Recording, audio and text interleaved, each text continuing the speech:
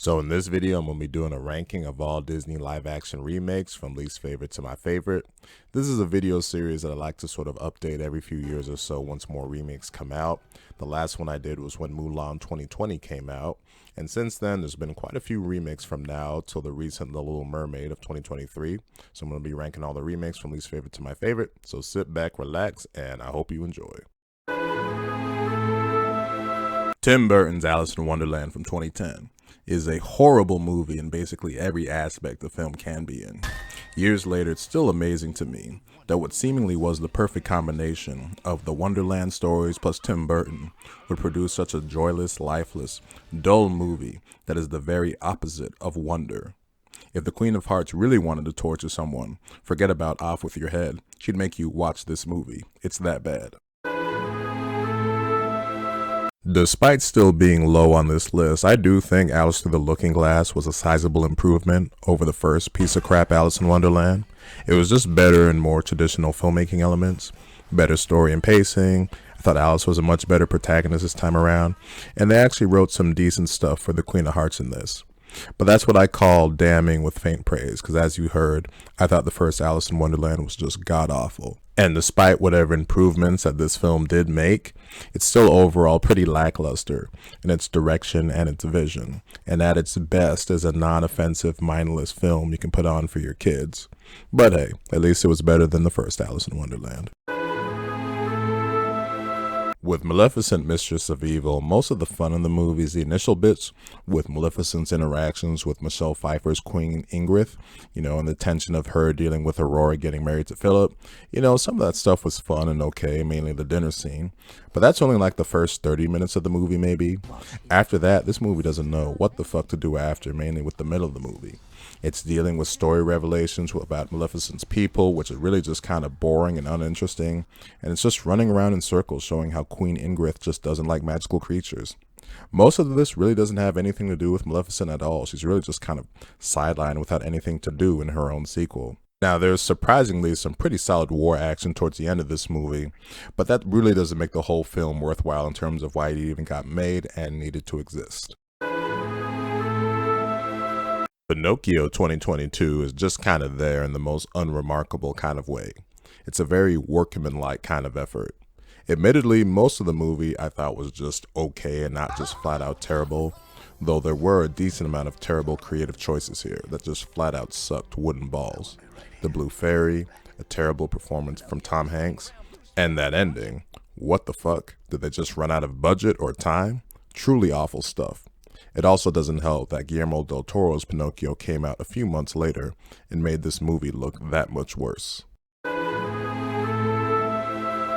Unlike most of the other Disney live-action remakes, Dumbo was actually at its best when it was following closely to the script of the original animated film.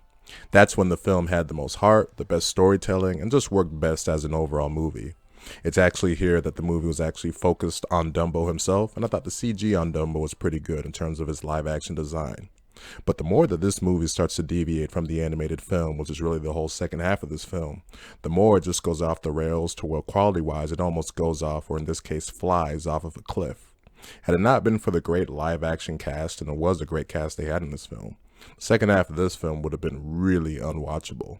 As it is, it just cements itself as a subpar remake, and a sign that these live-action remakes just aren't for Mr. Tim Burton, though it is much better than his Alice in Wonderland remake, but that is definitely damning with faint praise. A lot of earnest and admirable filmmaking went into 2020's Mulan. I can appreciate the film for having real vision when it came to taking, the Disney story of Mulan, but applying more of the actual Chinese legend. And the film did have a real look and feel of a Chinese epic. The problem with removing all of the colorful Disney animated elements from the film is that you get a film here that just doesn't have a whole lot of personality and therefore isn't very entertaining or engaging. And I'm not just talking about the sidekicks or the music. There's just not a whole lot of personality to this film, and therefore not a whole lot to keep you invested, especially in the second half. The times where it did try to mimic the OG film, like the avalanche scene, just fell flat and really just kind of amateur hour. It's a shame because there's a whole lot of earnest filmmaking to be admired here. I just wish it was in a better movie. Maleficent from 2014 gets points for not being a direct carbon copy of the original Sleeping Beauty. The best parts of this movie were the actual development for Maleficent herself that lead up until where she becomes a villain and curses Aurora. All of that backstory and stuff was great. Unfortunately, the rest of the movie after that leaves a lot to be desired, just because the direction and the writing just aren't what they need to be. But points to the film for at least trying to do something different with the story compared to what other Disney remakes do. 2019's Lady and the Tramp plays it pretty safe when it comes to following the original film. The problem with that is that the original film just isn't very dynamic when it comes to storytelling, or events actually happening, so you get a movie here that runs into a lot of the same problems. But for what it is, it's actually an okay little dog story, and thankfully isn't terrible in any single aspect. You know, the effects on the dogs are pretty solid, the voice acting's pretty good, the movie has solid production value for a made-for-Disney Plus film, and they were able to find a nice substitute for the original Siamese cat song in the first film, which obviously that shit would not fly today, even though that would have been admittedly hilarious to see happen in live action. Peter Pan and Wendy is above the basic line of quality you would want from these remakes. Most of the movie is what you would expect from a live-action version of Disney's Peter Pan, especially one made for Disney+. The biggest difference here, though, is the writing between Peter Pan and Hook. It's nothing mind-blowing, but it does show that there was some effort to put in this to make it work as a live-action movie, even if the final result is just more solid than anything great. The Lion King from 2019 has amazing visuals. The rendering on the animals and the environments, it's top-notch and on par with the previous Disney remake that Jon Favreau did. This makes this movie a stunning live-action remake just to watch, although it begs the question to even call this a live-action remake, given how nothing is actually real in this film. But while stunning to look at, it all feels kind of soulless, because this film is about as shot-for-shot a remake as you can get. Right from the opening scene with the Circle of Life, this movie makes its intention known that it's not really going to be trying anything different and just going to be following it by the book in terms of how the original film was done. Part of the issue with doing that is that because you're dealing with real animals here in terms of real looking animals, some of the emotions don't come across with the facial expressions, and some of the songs just don't have quite the exuberance and fun to them because you can't have the animated animals doing it. Though I do think that I Just Can't Wait to Be King and Hakuna Matata were done pretty well here. The other ones, not so much. Other remakes that followed the sort of formula of the original film, some of them that I haven't named yet on this list, at least had the idea to try something different, change things up, and in some cases actually make things better. But not this film. I think it's because the original Lion King is obviously such an iconic and beloved Disney film that they wanted to play it safe and not really mess with the formula. But there's a lot of problems that come with that, such as feeling soulless and just feeling like a shameless kind of cash grab. Besides the effects, the other best thing that this movie had definitely was Timon and Pumbaa. These guys were absolute scene stealers in this, and the guys that played them, John Mulaney as Timon and Seth Rogen as Pumbaa, they were fantastic, and had it not been for them, the second half of this movie would have been an absolute snooze fest. There's a lot of beauty behind Beauty and the Beast 2017. You know, when it comes to production design, effects, artistry, the costumes, they're all amazing here. They really spared no expense. And the voice cast and the live action cast are just great. I mean, Emma Watson as Belle, that's just fantastic casting right there. The problem is that here you're tackling on a movie that's widely regarded as Disney's most acclaimed classic, so eyebrows are going to be raised even higher when certain scenes just don't quite match up to the original. Notably, the ballroom scene, I thought that was pretty lackluster in how it was done here. Although to counter that, I thought the Be Our Guest number was done fantastic here.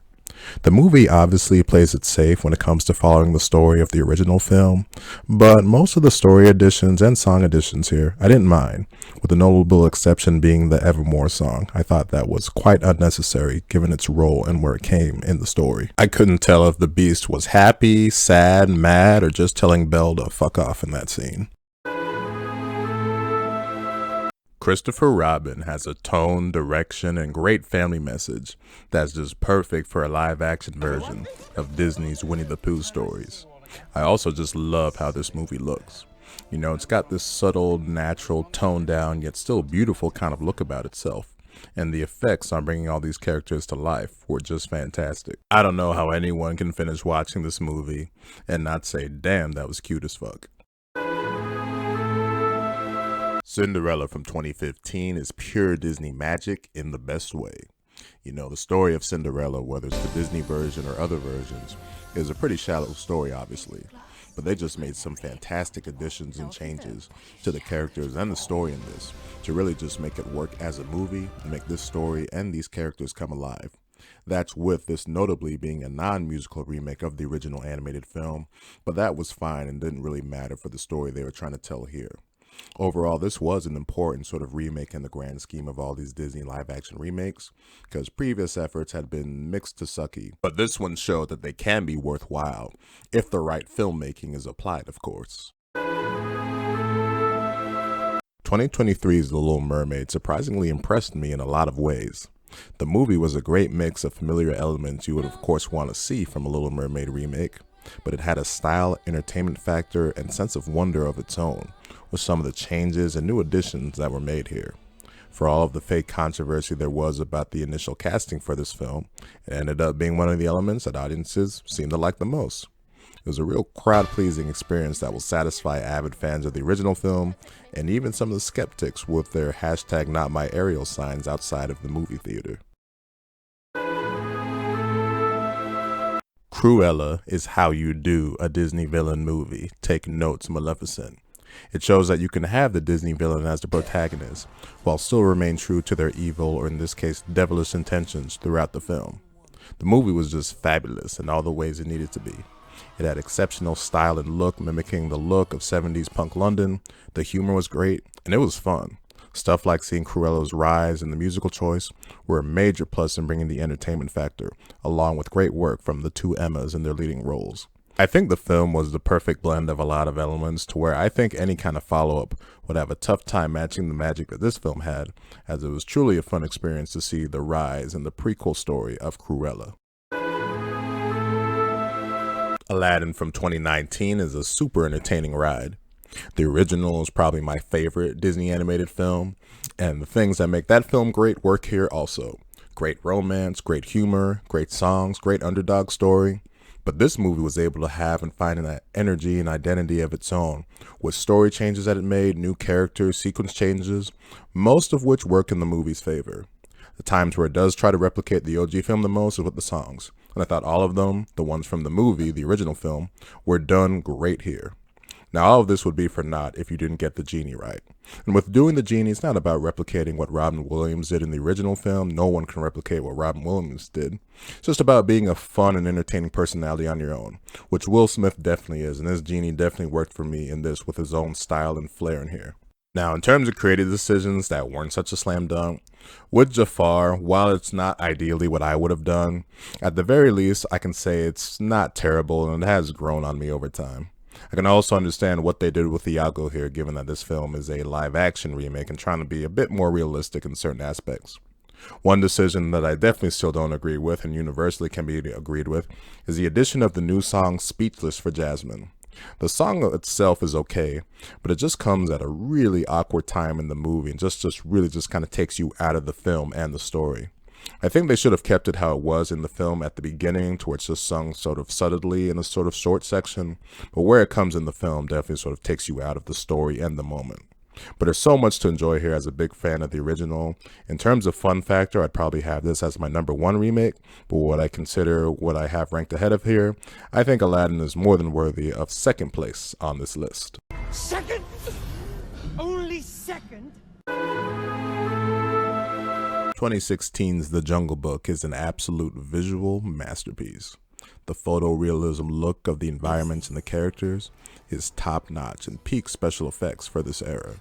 You know, it's easy peasy to see why this won the Oscar for Best Visual Effects. They're that good in this.